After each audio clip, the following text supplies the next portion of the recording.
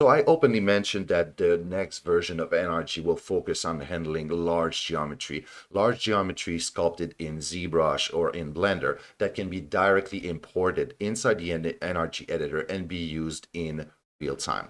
It's replacing the old adaptive mesh that already existed in NRG and make it way more performant and also way more flexible. So I'm just going to give you a glimpse of what the new system is capable to do. I am going to go here and I'm going to create a new project using a default template. I am going to place it on my desktop, create, access my first render layer, and also improvements have been made in the import process to be able to handle those large geometry. I'm going to go under asset with my library selected, asset import on my desktop, and I'm going to load this big guy, which is a classic model from ZBrush. And in about 5 seconds, way faster than in example Blender, I am going to have this big guy of 6.3 million loaded on my viewport. That was pretty fast. And just to mention that this is the whole process, the import and the reduction process, is fully CPU based. So if we take a look, I have a very, very modest Intel i5 7500 at 3.4 gigahertz. So an old model, basically, very, very modest configuration. And I have my big guy here. And now inside the library, if I access the mesh, we have now this new panel that is available for each geometry. It's based on the geometry this time and not on the adaptive mesh object. It's global to all geometry. We have the reduction panel here.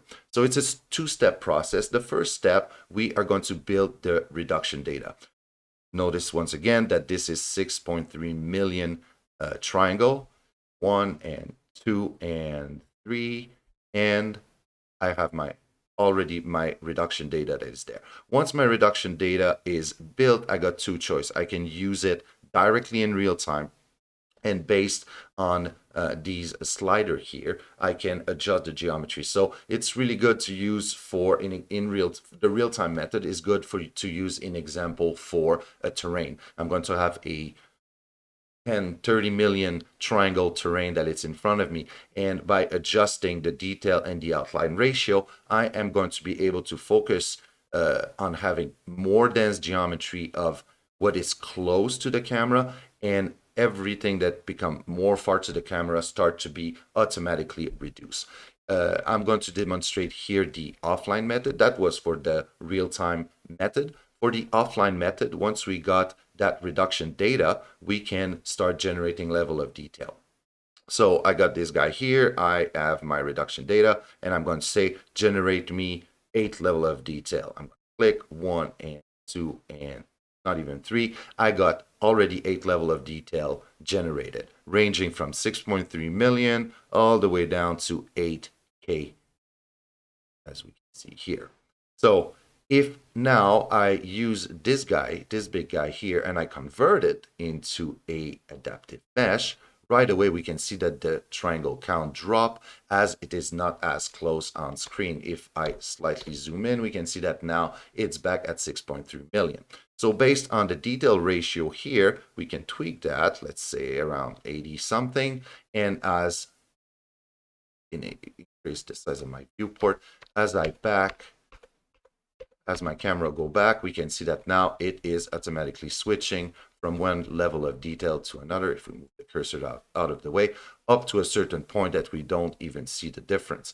If we start having too much popping, not in this case, I can't really notice any, we can generate offline more level of detail, like an example, let's say 16, and I'm going to click 1 and 2 and 3 and 4 and 5, and we got already 16 level of detail that are generated from our 6.3 million polygon. Please remember that I have a very modest i5 7500 3.4 gigahertz Intel CPU here. More modern, latest CPU will even be faster, and the whole process can also be multi-threaded. So if I generate my level of detail, I'm going to my 16 level of detail. I am going to select my big guy and I'm going to assign this material to all lower level of detail. So as I switch from one level to the other, I will keep this specific material. And as you can see, it is pretty seamless. We don't even see any difference. And at this point in time, since we're not going to use we have pre-generated those level of detail. We don't even need the reduction data. We don't even need to save it on disk. Once we have it, it is directly saved along with the geometry, and all these level of detail are populated from the disk in and out in real time. So this is just a glimpse of what the new reduction functionality and the new adaptive mesh objects are going to be capable of in the next version of NRG.